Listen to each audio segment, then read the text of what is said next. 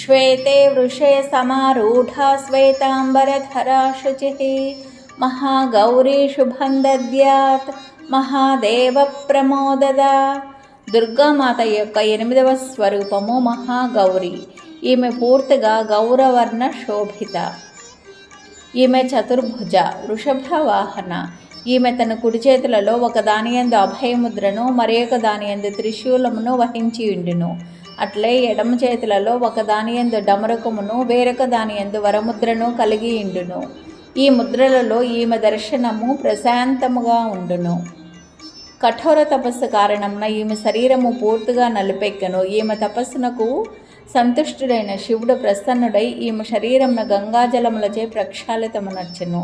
తత్ప్రభావమున ఈమె శ్వేతవర్ణ శోభితయై విద్యుత్ కాంతులను విరజిమ్మెను. అప్పటి నుండి ఈమె మహాగౌరిగా వాసిగాంచెను. ఈమెను ఉపాసించిన భక్తుల కల్మషములన్నీను ప్రక్షాళితమగుచుండును. మహాగౌరీ మాతను ధ్యానించుట మంచిది.